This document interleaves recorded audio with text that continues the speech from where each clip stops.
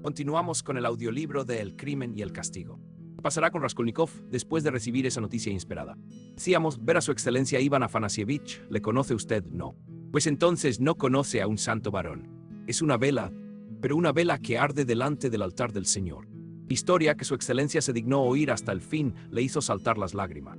Amos, Simón Ivanovich me dijo, has defraudado una vez mis esperanzas, pero vuelvo a tomarte bajo mi exclusiva responsabilidad personal. Así se expresó añadiendo, procura acordarte de lo pasado para no reincidir y retírate. Besé el polvo de sus botas mentalmente, por supuesto, porque su excelencia no hubiera permitido que se las besase de veras. Es un hombre muy penetrado de las ideas modernas y no le gustan semejantes homenajes. Pero, Dios mío, cómo se me festejó cuando anuncié en casa que tenía un destino. De nuevo la emoción obligó a Marmeladov a detenerse. En aquel momento invadió la taberna un grupo de individuos ya a medios pelos. A la puerta del establecimiento sonaba un organillo y la voz débil de un chiquillo cantaba la petite ferme. La atmósfera de la sala era pesadísima. El tabernero y los mozos se apresuraban a servir a los recién llegados. Sin reparar en este incidente, Marmeladov continuó su relato. El funcionario era cada vez más expansivo a causa de los progresos de su borrachera. El recuerdo de su reciente reposición iluminaba como un rayo de alegría su semblante. Raskolnikov no perdía ni una sílaba de sus palabras. Han transcurrido 5 semanas, señor, desde que Catalina Ivanovna y Sonetchka supieron la grata noticia. Le aseguro a usted que me encontraba como transportado al paraíso. Antes no hacía más que abrumarme con palabrotas como estas. Acuéstate, bruto. Más desde aquel momento andaba de puntillas y hacía callar a los pequeños, diciéndoles, chis. Papá viene cansado del trabajo. Antes de ir a la oficina me daban café con crema, pero no crea, crema verdadera, No sé de dónde pudieron sacar el dinero, 11 rublos y 50 kopecks, a fin de arreglarme la ropa. Cierto es que ellas me pulieron de pies a cabeza. Tuve botas, chaleco de magnífico hilo y uniforme, todo en muy buen uso. Les costó 11 rublos y medio. 6 días cuando entregué íntegros mis honorarios, 23 rublos y 40 kopecks, mi mujer me acarició en la mejilla, diciéndome, vaya un pez que estás hecho. Naturalmente, esto ocurrió cuando estábamos solos. Dígame usted si no es encantador. Marmeladov se interrumpió, trató de sonreír, pero súbito temblor agitó su barba. Dominó, sin embargo, enseguida su emoción. Raskolnikov no sabía qué pensar de aquel borracho, que vagaba al azar desde hacía 5 días, durmiendo en los barcos de pesca y, a pesar de todo, sintiendo por su familia profundo cariño. El joven le escuchaba con la mayor atención, pero experimentando cierta sensación de malestar. Estaba enojado consigo mismo por haber entrado en la taberna. Señor, dijo el funcionario disculpándose, quizá halle usted, como los demás, risible todo lo que le cuento. ¿Acaso le estoy fastidiando refiriéndole estos tontos y miserables pormenores de mi existencia doméstica? Más para mí no crea usted que son divertidos, porque le aseguro que siento todas estas cosas. Durante aquel día maldito hice proyectos encantadores. Pensé en el medio de organizar nuestra vida, de vestir a los niños, de procurar reposo a mi mujer, de sacar del fango a mi hija única. ¿Cuántos planes formaba? Pues bien, señor, Marmeladov empezó a temblar de repente. Levantó la cabeza y miró a la cara a su interlocutor. El mismo día, 5 hace hoy, después de haber acariciado todos estos sueños, robé como un ladrón nocturno la llave a mi mujer y tomé del baúl todo lo que quedaba del dinero que yo había llevado. ¿Cuánto había? No lo recuerdo. Mírenme todos, hace 5 días que abandoné mi casa. No se sabe en ella qué es de mí. He perdido mi empleo, he dejado mi uniforme en una taberna y me han dado este traje en su lugar. Todo ha acabado. Marmeladov se dio un puñetazo en la frente, rechinó los dientes y cerró el rostro. Miró a Raskolnikov con afectado cinismo y dijo riéndose, he estado hoy en casa de Sonia. He ido a pedirle dinero para beber. Te lo ha dado, gritó riéndose uno de los parroquianos que formaba parte del grupo recién llegado a la taberna. Con su dinero he pagado esta media botella, repuso Marmeladov, dirigiéndose exclusivamente a nuestro joven. Sonia fue a buscar 30 kopecks y me los entregó. Era cuanto tenía, lo he visto con mis propios ojos. No me dijo nada, se limitó a mirarme en silencio, una mirada que no pertenece a la tierra, una mirada como deben tener los ángeles que lloran sobre los pecados de los hombres pero no los condenan. Qué triste es que no le reprendan a uno. 30 kopecks sí que de seguro necesitaba. ¿Qué me dice usted, querido señor? Ahora tiene ella que ir bien arreglada. La elegancia y los afeites indispensables en su oficio cuestan dinero, lo comprenderá usted. Hay que tener pomada, enaguas almidonadas, lindas botitas que hagan bonito el pie para lucirlo al saltar los charcos.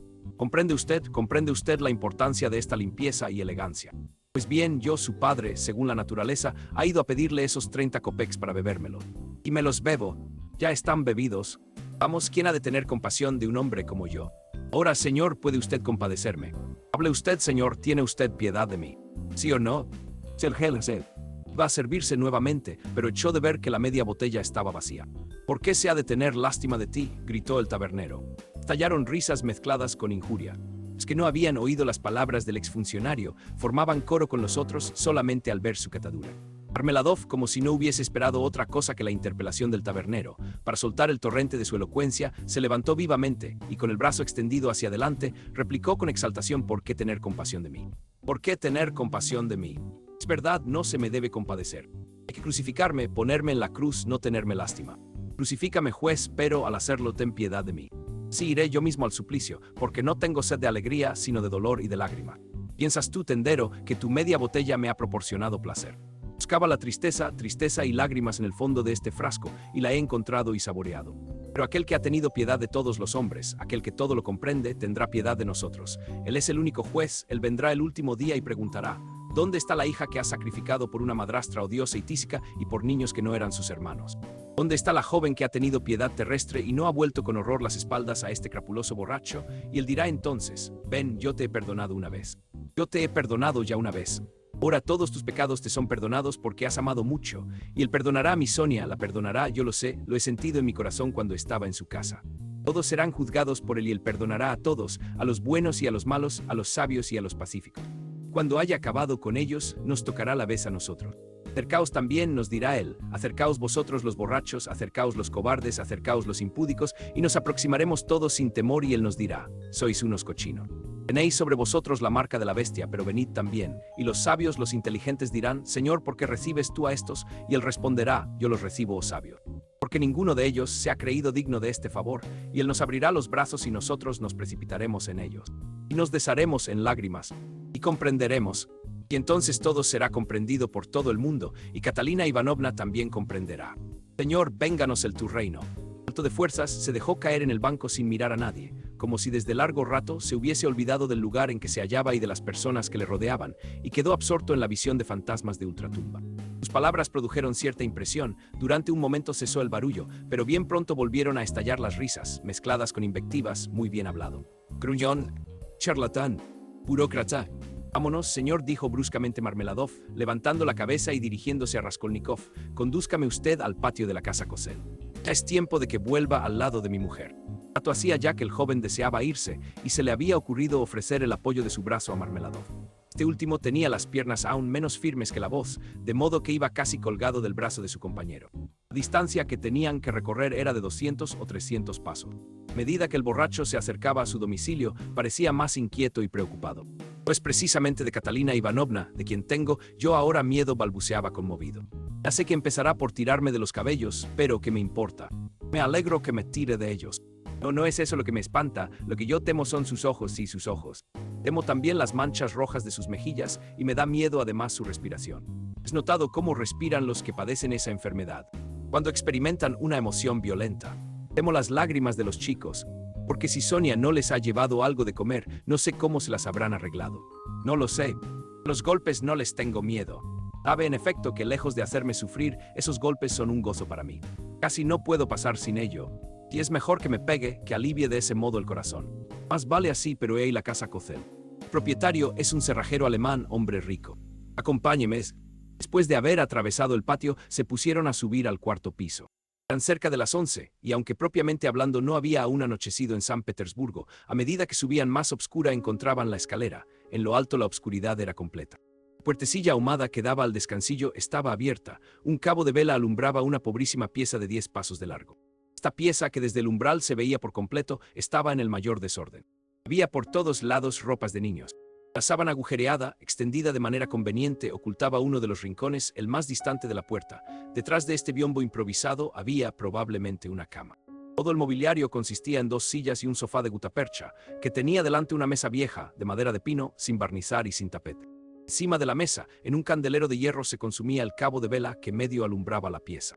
Marmeladov dormía en el pasillo. La puerta que comunicaba con los otros cuartos alquilados de Amalia Ludvigovna estaba entreabierta y se oía ruido de voces. Sin duda, en aquel momento jugaban a cartas y tomaban ante los inquilinos. Percibían más de lo necesario sus gritos, sus carcajadas y sus palabras, por extremo libres y atrevida. Raskolnikov reconoció enseguida a Catalina Ivanovna. Era una mujer flaca, bastante alta y bien formada, pero de aspecto muy enfermizo. Conservaba aún hermosos cabellos de color castaño y, como había dicho Marmeladov, sus mejillas tenían manchas rojizas. Con los labios secos, oprimíase el pecho con ambas manos y se paseaba de un lado a otro de la misérrima habitación. Su respiración era corta y desigual, los ojos le brillaban febrilmente y tenía la mirada dura e inmóvil. Iluminada por la luz moribunda del cabo de vela, su rostro de tísica producía penosa impresión. A Raskolnikov le pareció que Catalina Ivanovna no debía tener arriba de 30 años, era, en efecto, mucho más joven que su marido. No advirtió la llegada de los dos hombres, parecía que no conservaba la facultad de ver ni la de oír. Hacía en la habitación un calor sofocante y subían de la escalera emanaciones infectas. Sin embargo, a Catalina Ivanovna no se le había ocurrido abrir la ventana ni cerrar la puerta. Del interior, solamente entornada, dejaba paso a una espesa humareda de tabaco que hacía toser a la enferma, pero ella no se cuidaba de tal cosa. La niña más pequeña, de 6 años, dormía en el suelo con la cabeza apoyada en el sofá. El varoncito, un año mayor que la pequeñuela, temblaba llorando en un rincón, probablemente acababan de pegarle. Mayor, una muchachilla de 9 años, delgada y crecidita, llevaba una camisa toda rota, y echado sobre los hombros desnudos un viejo burnus señoril que se le debía haber hecho 2 años antes, porque al presente no le llegaba más que hasta las rodillas. De pie en un rincón al lado de su hermanito, había pasado el brazo, largo y delgado como una cerilla, alrededor del cuello del niño y le hablaba muy quedo, sin duda para hacerle callar. Sus grandes ojos, obscuros, abiertos por el terror, parecían aún mayores en aquella carita descarnada. Marmeladov, en vez de entrar en el aposento, se arrodilló en la puerta, pero invitó a pasar a Raskolnikov. La mujer, al ver un desconocido, se detuvo distraídamente ante él, tratando de explicarse su presencia. ¿Qué se le ha perdido aquí a ese hombre?, se preguntaba. Pero enseguida supuso que el desconocido se dirigía a casa de algún otro inquilino, puesto que el cuarto de Marmeladov era un sitio de paso. Así pues, desentendiéndose de aquel extraño, se preparaba a abrir la puerta de comunicación, cuando de repente lanzó un grito. Acababa de ver a su marido de rodillas en el umbral. «Al fin vuelves», dijo con voz en que vibrara la cólera. «Infame, monstruo. A ver qué dinero llevas en los bolsillos. ¿Qué traje es este? ¿Qué has hecho del tuyo? ¿Qué es del dinero? Habla». Se apresuró a registrarle. Lejos de oponer resistencia, Marmeladov apartó ambos brazos para facilitar el registro de los bolsillos. No llevaba encima ni un solo kopek. «¿Dónde está el dinero?», gritaba su esposa. «Oh, Dios mío. Es posible que se lo haya bebido todo. 12 rublos que había en el cofre». Cometida de un acceso de rabia, agarró a su marido por los cabellos y lo arrastró violentamente a la sala. No se desmintió la paciencia de Marmeladov. El hombre siguió dócilmente a su mujer arrastrándose de rodillas tras de ella. «Me da gusto si no es un dolor para mí», gritaba, dirigiéndose a su acompañante, mientras Catalina Ivanovna le zarandeaba con fuerza la cabeza. Una de las veces le hizo dar con la frente un porrazo en el suelo. La niña, que dormía, se despertó y se echó a llorar. El muchacho, de pie en uno de los ángulos de la habitación, no pudo soportar este espectáculo, empezó a temblar y a dar gritos y se lanzó hacia su hermana. El espanto casi le produjo convulsiones. La niña mayor temblaba como la hoja en el árbol. «Se lo ha bebido todo, se lo ha bebido todo», vociferaba Catalina Ivanovna en el colmo de la desesperación. «Ni siquiera conserva el traje. Tienen hambre», repetía retorciéndose las manos y señalando a los niños. «Vida 3 veces maldita. ¿A usted cómo no le da vergüenza de venir aquí al salir de la taberna?», añadió volviéndose bruscamente hacia Raskolnikov. «Has estado allí bebiendo con él, ¿no es eso? Has estado allí bebiendo con él. Vete, vete». El joven no esperó a que se lo repitiesen y se retiraba sin decir una palabra, en el momento que la puerta interior se abría de par en par y aparecían en el umbral muchos curiosos de mirada desvergonzada y burlona. Llevaban todos el gorro y fumaban unos en pipa y otros cigarrillos. Vestían los unos trajes de dormir e iban otros tan ligeros de ropa que rayaba en la indecencia. Algunos no habían dejado los naipes para salir. Lo que más les divertía era oír a Marmeladov, arrastrado por los cabellos, gritar que aquello le daba gusto. Empezaban ya los inquilinos a invadir la habitación, cuando de repente se oyó una voz irritada. Era Amalia Ludvigovna en persona que, abriéndose paso a través del grupo, venía para restablecer el orden a su manera. Por 100ª vez manifestó a la pobre mujer que tenía que dejar el cuarto al día siguiente. Como es de suponer, esta despedida fue dada en términos insultantes. Raskolnikov llevaba encima el resto del rublo que había cambiado en la taberna. Antes de salir, tomó del bolsillo un puñado de cobres y, sin ser visto, puso las monedas en la repisa de la ventana. Pero antes de bajar la escalera se arrepintió de su generosidad y poco faltó para que subiese de nuevo a casa de Marmeladov. «Valiente tontería he hecho», pensaba. «Ellos cuentan con Sonia, pero yo no cuento con nadie». Reflexionó, sin embargo, que no podía recobrar su dinero y que aunque pudiese, no lo haría.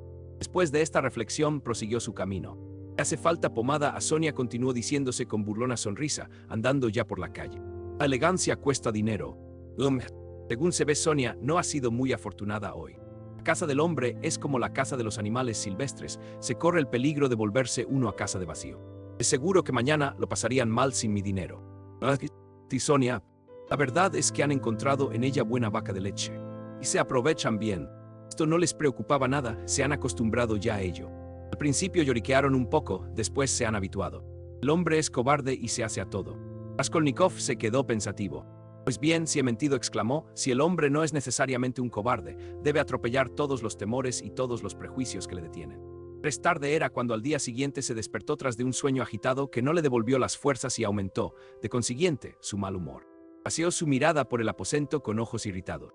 Aquel cuartito de 6 pies de largo ofrecía un aspecto muy lastimoso con el empapelado amarillento lleno de polvo y destrozado. Además era tan bajo que un hombre de elevada estatura corría peligro de chocar con el techo. El mobiliario estaba en armonía con el local. 3 sillas viejas más o menos desvencijadas. En un rincón, una mesa de madera pintada, en la cual había libros y cuadernos cubiertos de polvo, prueba evidente de que no se había puesto mano en ellos durante mucho tiempo, y en fin, un grande y feísimo sofá, cuya tela estaba hecha pedazos. Este sofá, que ocupaba casi la mitad de la habitación, servía de lecho a Raskolnikov. El joven se acostaba a menudo allí vestido y sin mantas, se echaba encima a guisa de colcha su viejo capote de estudiante y convertía en almohada un cojín pequeño, bajo el cual ponía para levantarlo toda su ropa limpia o sucia.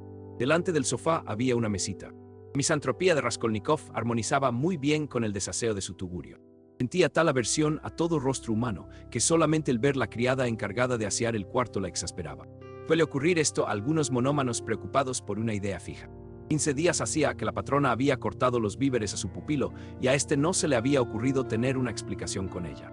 Cuanto a Anastasia, cocinera y única sirvienta de la casa, no le molestaba ver al pupilo en aquella disposición de ánimo, puesto que así éste daba menos que hacer. Había cesado por completo de arreglar el cuarto de Raskolnikov y de sacudir el polvo. Lo sumo venía una vez cada 8 días a dar una escobada. En el momento de entrar, la criada el joven despertó. «Levántate. ¿Qué te pasa para dormir así? Son las 9, te traigo té, ¿quieres una taza?» «Uy, qué cara. Pareces un cadáver». El inquilino abrió los ojos, se desperezó y reconociendo a Anastasia le preguntó, haciendo un penoso esfuerzo para levantarse. «Me lo envía la patrona. No hay cuidado que se le ocurra semejante cosa». La sirvienta colocó delante del joven su propia tetera y puso en la mesa 2 terroncitos de azúcar morena. «Anastasia, toma este dinero», dijo Raskolnikov, sacando del bolsillo unas monedas de cobre. También se había acostado vestido. «Y haz el favor de ir a buscarme un panecillo blanco. Pásate por la salchichería y tráete un poco de embutido barato. Enseguida te traeré el panecillo, pero en lugar de salchicha, ¿no sería mejor que tomases un poco de chachi? Te hizo ayer y está muy rico. Te guardé un poco. Pero ¿cómo te retiraste tan tarde? Está muy bueno. Voy a buscar el chachi», y cuando Raskolnikov se puso a comer, la sirvienta se sentó a su lado en el sofá y empezó a charlar como lo que era, como una campesina. «Praskovia Pavlovna quiere dar parte a la policía». El rostro del joven se alteró. «¿A la policía? ¿Por qué?» «Porque no le pagas ni quieres irte». «Ahí tienes el porqué». «Demonio, no me faltaba más que esto», dijo entre dientes. «Aquí lo dejamos por hoy. Mañana continuamos con la historia. Suscríbete para seguir la serie completa».